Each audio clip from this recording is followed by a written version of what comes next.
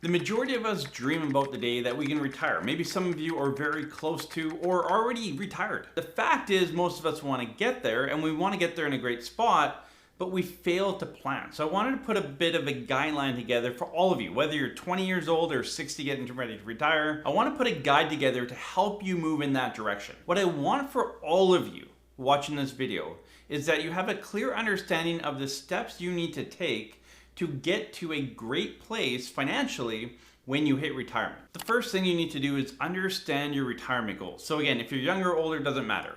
Visualize yourself. So close your eyes for a minute and visualize what you want retirement to look like, where you want to be, what you want to do. Write those things down. Again, I always say when you're setting goals for yourself, whether it's personal goals, work goals, whatever it is, write them down and ideally share them with someone. So for you, again, visualize your retirement goals. Write them down on paper and share them with your spouse, partner, friend, family, coworker, whoever. Share them with someone that kind of holds you accountable. So now you have the goal, which is kind of the end game, right? If you look at the path of retirement, the goals are where you want to be, what you want to do in retirement. Now we need to figure out how to get there. But again, if you don't know where you're going, then it's tough to say, well, am I doing the right thing? If we set an end goal, now we know kind of, okay, here's what we need to do to get to that end spot. Step 2 is to figure out, where are you now? What's your net worth? What's your budget? What's your savings ability? How much are you making? How much do you expect to make? Start projecting out what you need to do, where you're at, what you need to do going forward. Again, we've set the goal of, okay, we want to be here. It's an actionable goal. Make sure it's measurable. Again, write it down. And then we need to see, like, where are we now? Where's the gap in between? So I'm the type that typically likes to start at the end and work backward. So if we start at the end of your retirement goal, we need to figure out, like, how much retirement income do we need to meet that goal? So if the goal is, I want to do a $10,000 trip every year to wherever, then we know that our financial goal is we need $10,000 a year on top of all the other spending needs and requirements that we're going to have. Okay, so now we know the goal. It's an actionable goal, and we know how much we need for income to accomplish that goal. Now, of course, we need to know, like, what are the other expenses? And it's tough. I mean, if you're in your 30s or 40s watching this saying, like, Adam, in 20 or 30 years, I don't know how much groceries are going to be and how much my mortgage and this and that, just living. I get that. You kind of have to start guesstimating, start moving in the right direction. You're going to have to adjust your plan, every year or two, if not more often, but start moving in the right direction. If you say, you know what, Adam, I don't know what stuff's going to cost down the road, so I'm just going to leave it. I'm going to totally step back. I'm going to do no planning because it's useless. And the reality is those people get to their 50s and maybe even 60s, and they say, I waited too long. I should have started planning earlier. So yes, you don't know what your grocery bill is going to be in 20 or 30 years from now, maybe even in 5 years from now. But we can have a general idea and start guesstimating and then start working towards that. Trust me. Better to do this than to do nothing at all. The next step to work back is, now you need to figure out, like, what kind of savings tools are out there. So RSP, TFSA, RESP if you're saving for kids' education along the way. There's a lot of different tools. Paying off your mortgage, there's different processes and methods to do that. There's lots of tools and investment tools at your disposal. So this is where it's really important to understand, what tools should I use to get to my endpoint. For myself, I have an RESP for my kids. I have an RRSP for myself and for my wife. We use a spousal RSP as well a little bit. We have TFSAs, both of us. We have a non-registered investment account, and because I have a company, I also have a corporate investment account.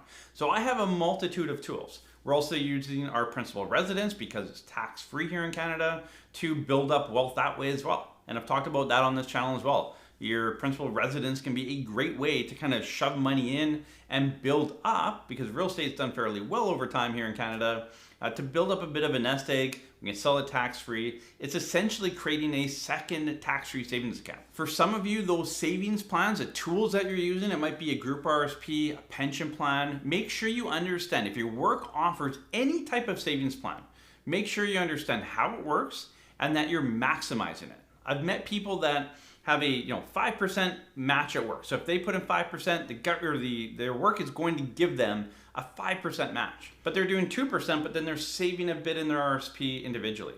No, like, put everything at work. Maximize that matching. It's free money, it's a free raise. Make sure to take advantage of that. The next tool you want to look at is government benefits and payments. So what I'm talking about here is your Canadian pension plan and your old age security. And I'm not going to dive into that in this video. I have a lot of videos on that stuff, but make sure you understand how they work and how to maximize them. Like, how much do you need to pay into CPP for how many years to get the maximum benefit? Make sure you understand dropout, child rearing, CPP disability years. Like, all these things matter. If any of those apply to you, you need to understand how they work and how they kind of come into the calculation for CPP. Again, old age security is how many years you're in Canada past age 18. 40 years is the maximum. That's the sweet spot. So if you're here for 20 years, you're going to get 50%. Again, all these things add into your income at the end of the road where your financial and retirement goals are. So it needs to be a piece of the overall puzzle and pie as you lead up to retirement. The next thing to consider, and we put a video on our second channel. So we have a second channel, if you haven't checked it out, Parallel Wealth Money Mastery, kind of geared at the 20 to 45-year-old market. But I did a video on that channel talking about protecting this along the way. Like, we can have a great plan, build up great wealth, but if we have a disability or death in the family or something like that that derails the plan, how do we protect it for that? So for myself, for my wife, we have disability insurance, life insurance, critical illness insurance. So if something happened to me, let's say I became disabled, I couldn't work anymore, do these YouTube videos, my income would come down. Maybe it would go away altogether. And so I need to prepare for that. So I have disability insurance that if something happened to me, I have an income replacement coming in so that my retirement, and especially my wife's retirement, would not be derailed due to disability, critical illness, or life insurance. So again, as you look forward, you might think, life insurance is a waste of money. Trust me, I could give you a laundry list of our clients that we've worked with, just us. Small firm here in Langley, BC. Again, we have offices elsewhere across Canada, but we've dealt with lots of people that have lost a loved one, and life insurance has saved their retirement. So as much as you say, yeah, it's a waste of money, it is. It's one of those things that I want to pay into my insurance for my whole life and never use it. I'm happy to pay for it and never use it, right? That's what we want with insurance. So make sure you're protecting your plan along the way. I know a lot of you tune out to this stuff, but it's vastly important. And I'm sure you know someone that's lost a loved one. Ask them, like, did you guys have insurance? Did it help along the way? How did that make a difference? I guarantee you they'd just praise the insurance that they had and how much of a difference that it made for them. The next thing on the list is the most important piece as far as I'm concerned, because it's what I do day in and day out, and our team here is have a plan. Have a retirement plan, have a financial plan. And the difference between the two in my head with financial plan versus retirement plan is a financial plan is kind of leading up to retirement. It's the finances day in, day out, paying off debt, mortgage, saving money, kids, like kind of your life between, let's say, 25 and 45. Then a retirement plan is more, how do we use what we've built up and draw it down? So it's kind of the last few years, maybe leading up to retirement, 5 or 10 years up to retirement. How do we maximize that timeline?